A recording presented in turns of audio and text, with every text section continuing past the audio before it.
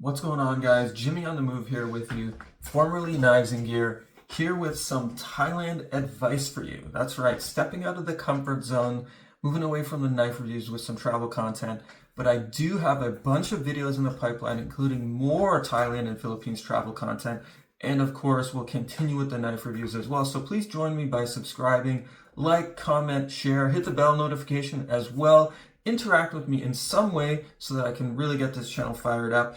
Every one of your subs is important to me, and I do really appreciate it. Now, a couple of points to clarify before we get started. I am not a Thailand expert. I just came back from my first trip to Thailand. I want to say it was 2 weeks, but actually with all the time spent traveling, it was more like 12 days with boots on the ground for me. In that time, Bangkok was my hub for about 9 days. Then I moved over to Chiang Mai for the balance of that time. Now, I did do some research ahead of going on this trip, so this video is kind of a summary of the things that worked out well for me and that I would recommend doing on your upcoming trip to Thailand. Right, so with that, let's dive right in to 5 things I think you should know before going to Thailand. Right, so first off, at number 5, how to maximize your time once your boots hit the ground. Research and plan. This is my suggestion. What do you want to do? Beaches, nightlife, food, shopping, outdoors activities, whatever it is, do some research online ahead of time and do some kind of a loose plan for what you want to do each day, with a few places in what I would call a parking lot, in case you need to pivot or change the plan. So just to give you an idea, that's exactly what I did. I had planned to see 2 temples in one particular day, but after standing out in the hot sun for one of the temples, we decided to hit a nearby mall with aircon in the afternoon. So the mall was also on our to-do list. So it was easy to say, okay, we're going to skip the temple. We're going to change. What else do we have? What's close by? Pick the mall. Okay, let's go there. Let's check out the food court and all the fabulous food they have there and get some AC and have a chance to cool off. So I guess all I'm saying with point number 5 is if you know what you like, you can plan to focus on those things and not waste time while you're there. It made it easier for me, but hey, if you like to be more spontaneous, I get that too. Next, on to number 4. It's hot as F, even in the quote-unquote cooler months in Thailand. So pack light. There's no need for more than 1 or 2 long sleeve shirts. I took one, a hoodie for the plane, and that was all I needed the entire time. In terms of long pants, I actually brought a number of pairs. I think 7 or 8 pairs I brought with me, as I actually prefer wearing pants to shorts. I did wear them. I didn't want to cave. I wore my pants the first 3 or 4 days, but then finally I switched, at least during the day, not so much at night, but during the day I would switch to shorts. I was much happier, much more comfortable.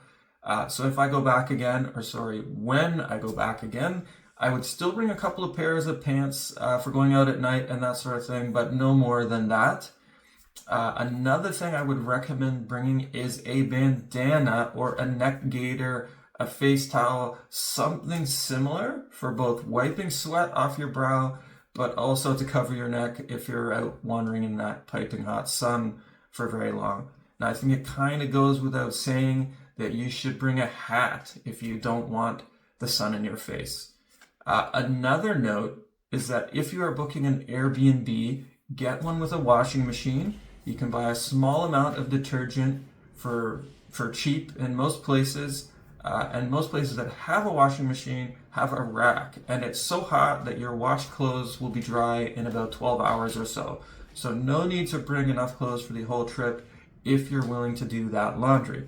Plus, a bonus, if you do the aforementioned and pack light, this will give you extra room in your luggage for take-home items if that's your thing. And on to number 3, and this is kind of a continuation of the previous point. Don't bring everything, including the kitchen sink. If you're like me and you like to be prepared for every possible scenario, I'm here to tell you that you can loosen up a little bit. Don't feel like you need to pack everything. that you might possibly need. You'll be able to find just about anything that you might need in Thailand, and the cost will be minimal. Now, if you have a certain brand of toothpaste or something similar, a very specific item that you like to use, bring those. But if you're not picky about those things, don't worry about it. A quick stop at the nearby 7-Eleven or supermarket will have you covered. If you forgot your slides, your flops, hat, sunglasses, backpack, purse, umbrella, whatever, you can find all at one of the markets for cheap. So don't stress over it.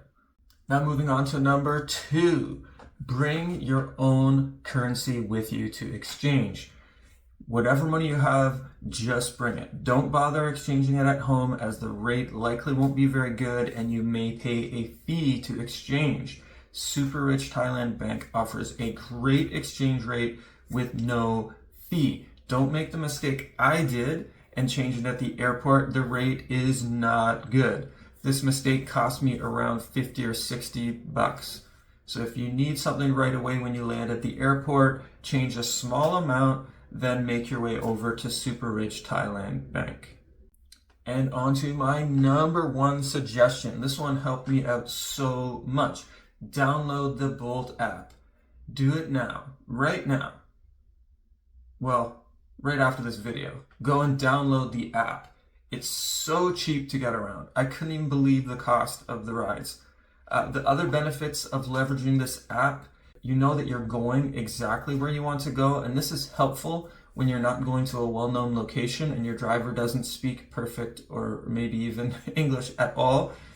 No negotiation is required, and you'll get a comfortable ride with air conditioning. So the downside is you may have to wait. The average wait time for me was around 5 minutes. I think the longest I waited in Bangkok, downtown Bangkok, was about 15 minutes. So if you don't want to wait, which I get, you can at least check within the Bolt app and be armed with a strategy for negotiating with either a tuk-tuk driver or a cab. Now, don't expect them to come close to the Bolt price though. So I can't tell you how many times I checked the app within Bolt and it tells me, somewhere between 60 to 80 baht for the ride I want to take. I walk over to a tuk-tuk driver, I walk over to a cab driver. What's it going to cost me for you to take me to the same destination? And the price is usually around 300 baht. So a huge difference. And then for me, trying to negotiate them down, they'd usually go down to 250 easily, but to try and get them to 200 was like pulling teeth. So for me, 99% of the time, I just would go with the Bolt app. Like I said, I like to always just know what their prices were, but I would most of the time go with the Bolt app.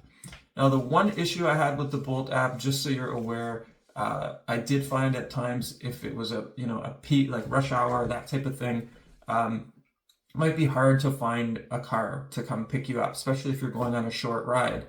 But what you can do there, at that point, go negotiate with a tuk-tuk if you want, or you can upgrade your ride to a comfort. It's a couple of bucks more, and you end up riding in a luxury vehicle with lots of space. So to me, that's what I did when I got stuck, but up to you how you want to navigate that. I do, however, recommend that you take a tuk-tuk ride at least a couple of times. I know it's much more expensive, but it's something that you need to experience. It's a fun experience, and definitely give it a try. But for getting around day to day, I think the Bolt app is the number 1 way to go. Okay, and one final thought, a bonus thought, if you will, that wasn't included in the top 5. Don't be idle or lazy in your downtime. So in between activities, you can get a ride anywhere for cheap. So take advantage of your time, get out and about, indulge in the food. Oh my God, the food is so good. And in general, have a fabulous time on your trip. And that is going to do it for today's video. I do hope you found this helpful. And please do let me know, ITCSDB, if you have other suggestions for folks going to Thailand or for me on my next trip to Thailand. As mentioned at the start, if you are new to the channel, it's been a while since I've uploaded, but I'm putting a fresh focus, and I really hope you'll join me on this journey. For now, I'm Jimmy, and I gotta get back on the move. Take care, y'all.